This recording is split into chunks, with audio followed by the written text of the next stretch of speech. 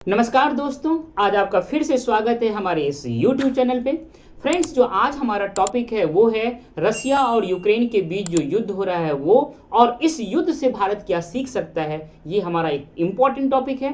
Friends, इस topic पे चर्चा करने से पहले हमें थोड़ा सा ब्रीफ में एक बैकग्राउंड को जानना बहुत जरूरी है कि रशियन रिवॉल्यूशन जो 1917 में हुआ उसके बारे में, फॉर्मेशन ऑफ यूएसएसआर जो 1922 में हुआ वो, और कोल्ड वार, इन तीनों चीज़ों पे हम ब्रीफ में चर्चा करेंगे। लेकिन इससे पहले हम देखते हैं, एक सवाल लेते हैं। वो सवाल ये है कि जो कीव है, जो कैपिटल है and most populous city of Ukraine है, ये किस रिवर के किनारे अवस्थित है। यहाँ पे 4 ऑप्शंस दिए हुए हैं। इसमें जो सही ऑप्शन है वो कौन सा सही ऑप्शन है उसको हम वीडियो के लास्ट में देखेंगे। फ्रेंड्स, सबसे पहले हम ये चर्चा करते हैं कि जो रशियन रिवॉल्यूशन है 1917 में हुआ था, ये जो मार्क्स के फिलॉसफी थे सोशलिज्म पे, उस फिलॉसफी के आधार पे फर्स्ट कंट्री रसिया था जहां पे ये सोशलिस्ट रिवॉल्यूशन हुआ था, and this revolution was leaded by the Lenin. Friends, इस रिवॉल्यूशन के प्रभाव में आकर के, इस क्रांतिकारी विचारधारा के प्रभाव में आकर के रसिया और रसिया के जितने भी नाइबर कंट्री थे उसमें से ज़्यादातर कंट्री जो है एक यूनियन का फॉर्मेशन किया जिसका नाम दिया गया union of Soviet socialist Republic, और ये 1922 में फॉर्म हुआ। 1922 से लेकर के सेकेंड वर्ल्ड वॉर तक ये एक बहुत ही स्ट्रॉन्ग कंट्री के रूप में उभरा था। इस उभरते हुए कंट्री के कारण आप कह सकते हैं कि जो सेकेंड वर्ल्ड वॉर था उसमें जर्मनी को बुरी तरह से हराया गया था। फ्रेंड्स, रसिया ने, जो कि सोशलिस्ट रिवॉल्यूशन के बाद इसका फॉर्मेशन हुआ था, इसने सोशलिस्ट आइडियोलॉजी को लीड किया और अमेरिका कैपिटलिस्ट आइडियोलॉजी को लीड किया। ये दोनों आइडियोलॉजी हम पिछले वीडियो में बता चुके हैं कि एक दूसरे के धूल विरोधी थे, और इस तरह से पूरे वर्ल्ड में एक फेज चला जिसको कोल्ड वॉर का फेज कहते हैं। इस कोल्ड वॉर के फेज में यूक्रेन रसिया के साथ कदम से कदम मिलाकर के अमेरिका का विरोध किया। इस फेज में यूक्रेन बहुत ही ताकतवर एलाइज था रसिया का। फ्रेंड्स, इसके बाद क्या हुआ, 1991 में यूएसएसआर जो है वो डिसइंटीग्रेट हो गया, वो विखंडित हो गया, और जितने भी 15 राष्ट्र थे वो सारे स्वतंत्र हो गए। उसमें से एक राष्ट्र जो यूक्रेन था वो भी स्वतंत्र हुआ 1991 में। जिस समय यूक्रेन स्वतंत्र हुआ उस समय उसका क्या मिलिट्री स्ट्रेंथ था वो एक बार देख लेते हैं, तब हमको समझ में आएगा कि कितना शक्तिशाली राष्ट्र था यूक्रेन और आज इतना कमजोर राष्ट्र कैसे हुआ। इस जो ट्रांजिशन है इसको समझ लेंगे तब हमको यहाँ से एक लेसन्स मिलेगा कि भारत को क्या लेसन्स इससे सीखना चाहिए, भारत को क्या इससे लेसन्स लेना चाहिए। सबसे पहले हम देखते हैं कि 1991 में जो यूक्रेन आज़ाद हुआ, इंडिपेंडेंट हुआ, उस समय में इसके पास क्या क्या था।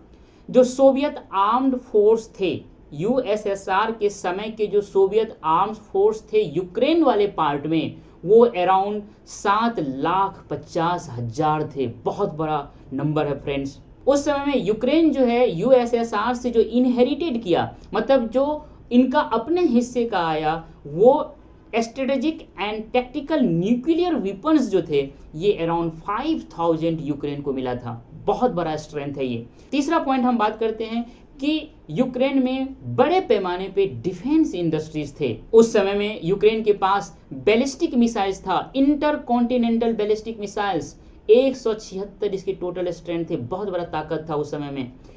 यूक्रेन के पास क्रूज मिसाइल्स थे, और ऐसा क्रूज मिसाइल्स जो कि न्यूक्लियर वार हेड्स को ले जा सके, ये अराउंड 700 क्रूज मिसाइल थे जो कि न्यूक्लियर वार हेड्स को ले जा करके कहीं भी न्यूक्लियर अटैक कर सकता है। ऐसे जो संख्या थे वो 700 थे। यूक्रेन के पास लगभग 1200 न्यूक्लियर वार हेड्स थे। वार हेड्स मतलब जो मिसाइल से उसके ऊपर में लगा दिया, इस वार हेड्स को मिसाइल गया और इस वार हेड से वहाँ अटैक किया, न्यूक्लियर जो है आपका वेपन विस्फोट हुआ और पूरा सब चीज खत्म हो गया। ऐसा स्ट्रेंथ यूक्रेन के पास था। यूक्रेन के पास अराउंड 44 स्ट्रेटेजिक बॉम्बर्स थे। फ्रेंड्स, ये आप देख रहे हैं, ये जो आपका ऑरेंज कलर का है ये यूक्रेन है और जो ग्रीन कलर का है ये रसिया है। फ्रेंड्स, सब्सिक्वेंट ईयर्स मतलब बाद के समय में क्या हुआ, यूक्रेन ने अपने जो आर्म्ड फोर्स थे उनके साइज को रिड्यूस कर दिया, और रसिया और यूएसएसए के असिस्टेंस से, उसके सहयोग से, इन दोनों राष्ट्रों ने यूक्रेन को ये आश्वासन दिया कि जब भी आपके पास कोई भी सिक्योरिटी से रिलेटेड थ्रेट आएगा कि हम आपको बचाने के लिए आएंगे। ये रसिया ने भी कहा था, और इसी के प्रभाव में आकर के यूक्रेन ने जितने भी इनके पास सोवियत समय के न्यूक्लियर आर्सेनल्स थे उनको डीकमीशन किया। डीकमीशन का मतलब होता है कि उन्होंने समाप्त किया, पहला पॉइंट। दूसरा पॉइंट, 1994 में यूक्रेन ने एक ट्रीटी पे सिग्नेचर किया। उस ट्रीटी का नाम था non proliferation of nuclear weapons, मतलब न्यूक्लियर जो वेपन्स है उनका विस्तार नहीं करना है। भारत को भी इसके लिए दबाव दिया जा रहा था, लेकिन भारत जो है झुका नहीं। इसके बाद क्या हुआ कि यूक्रेन ने एक वर्ल्ड का सबसे लार्जेस्ट डीमिलिटराइजेशन प्रोजेक्ट को लॉन्च किया। मतलब इनके पास जितने भी मिलिट्री स्ट्रेंथ थे उसको धीरे धीरे समाप्त करना है, इसके लिए एक प्रोजेक्ट को लॉन्च किया। ये वर्ल्ड का सबसे बड़ा प्रोजेक्ट था। जरा देखिए किस तरह से ये अपने आप को कमजोर करता जा रहा है।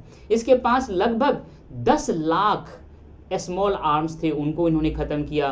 30 लाख के लगभग इसके पास एंटी पर्सनल माइंस थे, इनको खत्म किया। इसके पास 1 लाख टन एम्यूनिशंस थे, उनको इन्होंने खत्म किया। इनके पास लगभग 1000 सतह से लेकर के हवा में surface to air missile system थे, उनको इन्होंने अपने आप खत्म कर दिया।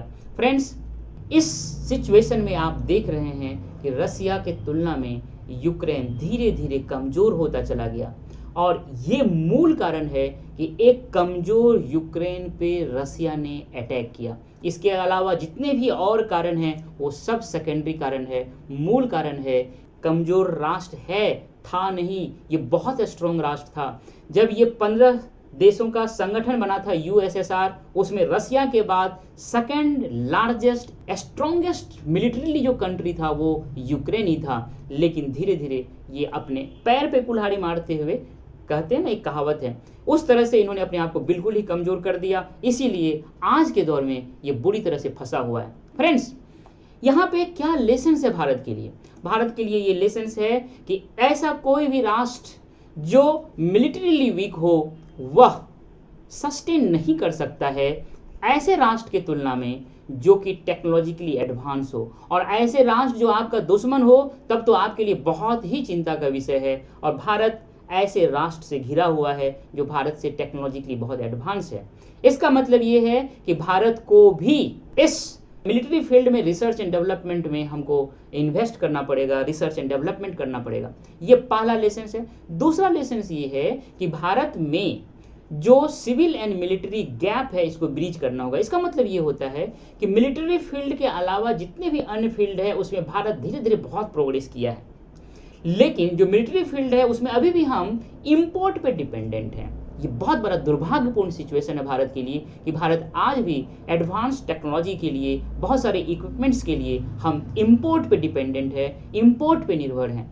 ये जो गैप है इसको हमको भरना पड़ेगा। हमें बहुत ज़्यादा इन्वेस्ट करना पड़ेगा, इनोवेशंस करने पड़ेंगे, हमें अपने इंडिजिनस इंडस्ट्रीज एस्टेब्लिश करने पड़ेंगे ताकि हम इंपोर्ट न करें और आने वाले समय में हम इसे एक्सपोर्ट करके ही रिवेन्यू जनरेट करें। This is the second point. And the third point is the very important point is that जो हमारा देश का पॉलिटिकल लीडरशिप होना चाहिए वो बहुत ही प्रोफेशनल होना चाहिए। What is the mean of professional? It means that leader should be competent. Competent क्या होता है? उस लीडर के पास नॉलेज होना चाहिए, उस लीडर के पास स्किल होना चाहिए, उस लीडर के पास एक्सपीरियंस होना चाहिए, उस लीडर के पास लॉन्ग टर्म विजन होना चाहिए, उस लीडर के पास सेल्फ जो स्वार्थ होता है उसको त्याग करके देश के प्रति समर्पण की भावना होना चाहिए, उस लीडर के पास अपने पार्टी के हित से उठ करके देश के बारे में सोचना चाहिए। ऐसे लीडर की जरूरत है हमारे देश को, ऐसे लीडरशिप की जरूरत है। इसीलिए भारत के जितने भी लोग हैं जो इस तरह का सोच रखते हैं, जो कॉम्पिटेंट हैं, ऐसे लोगों को इस पॉलिटिकल लीडरशिप में आना पड़ेगा। ये हमारे लिए थर्ड लेसन है। फ्रेंड्स, एक बात यहाँ पे हम ध्यान देना चाहते हैं आप लोगों को कि भारत के साथ भी एक बहुत ही दुर्भाग्यपूर्ण घटना हुआ कि 1942 से लेकर के 1945 के बीच जो सेकेंड वर्ल्ड वॉर हुआ था, उस सेकेंड वर्ल्ड वॉर के दौर में भारत में बहुत ही ज़्यादा डिफेंस इंडस्ट्रीज को ब्रिटिशर्स ने एस्टेब्लिश किया था। यहाँ के लोगों से और यहाँ के वीपन्स जो यहाँ के इंडस्ट्री में बने थे, यहाँ के संसाधन को यूज करके ब्रिटेन ने सेकेंड वर्ल्ड वॉर में लड़ाई किया था और वहाँ ब्रिटेन ने जीत हासिल की थी। फ्रेंड्स, जब ब्रिटेन को ये लगा कि अब भारत को कब्जा में रखना मुश्किल है तो धीरे धीरे 1945 से लेकर के 1947 के बीच में ब्रिटेन ने यहाँ के जितने भी डिफेंस इंडस्ट्रीज थे उनको धीरे धीरे खत्म करना शुरू कर दिया। भारत के उस समय में जितने मिलिट्री आर्म पर्सन्स थे उनको धीरे धीरे कम करना शुरू कर दिया। उनको पता था कि अगर ये इसी तरह से छोड़ के चले जाएंगे तो भारत के पास ये सब रह जाएगा और भारत जो है धीरे धीरे बहुत ही शक्तिशाली राष्ट्र बन जाएगा। ये 1945 से लेकर 1947 के बीच हुआ। लेकिन इससे भी दुर्भाग्यपूर्ण स्थिति तब आई जब 1947 के बाद हमारा देश आज़ाद हुआ और हमने उन सारे चीज़ों को जो डिफेंस इंडस्ट्रीज थे और जितने भी इक्विपमेंट्स थे हमारे पास जो लीगेसी के फॉर्म में ब्रिटिश पीरियड से मिला था उनको रिवाइव करने की कोशिश नहीं किया। अल्टीमेटली हम कंपैरेटिवली जो हमारे नाइबर कंट्री थे उनसे कहीं ना कहीं हम वीक रहे और बहुत सारे युद्ध जो हमारे हुए उसमें से कुछ युद्ध में हमने हार का सामना किया। लेसन्स ये है कि हमें जो कंट्री हमारे दुश्मन है उनको ध्यान में रखते हुए हमें टेक्नोलॉजिकली बहुत ही एडवांस बनना पड़ेगा, मिलिट्रली बहुत ही ताकतवर बनना पड़ेगा। अर्थात आने वाले समय में 5 साल, 10 साल, 25 साल, 50 साल, 100 साल, 500 साल लंबे समय के लिए विजन को रखते हुए हमें अपने देश को सशक्त राष्ट्र बनाना पड़ेगा, सुप्रीम पावर बनाना पड़ेगा। इसी उद्देश्य को ध्यान में रखते हुए हमने इस वीडियो को आपके सामने रखा। इसी उद्देश्य को ध्यान में रखते हुए हमें भारत के लिए काम करना पड़ेगा। फ्रेंड्स, जो अंत का एक सवाल है हमारा कि ये जो कीव है किस नदी पे अवस्थित है, इसका आंसर पहला ऑप्शन है नीपर रिवर है। आप ये चारों रिवर को एटलस में सर्च कर लें, गूगल मैप पे देख लें, ये चारों रिवर जो है कहाँ जाकर के अंत होता है, जो ब्लैक सी में होता है या एजियन सी में होता है। इन सारी चीज़ों को आप एक बार सर्च कर लें। ये यूपीएससी के लिए या अन्य स्टेट पीसीएस के लिए एक संभावित क्वेश्चन है। फ्रेंड्स, मुझे उम्मीद है कि ये वीडियो आपको बहुत ही अच्छा लगा होगा, इसीलिए आपसे एक हम्बल रिक्वेस्ट है कि आप मेरे इस चैनल को सब्सक्राइब करें, लाइक करें और अपना वैल्यूबल कमेंट दें। Thank you dear.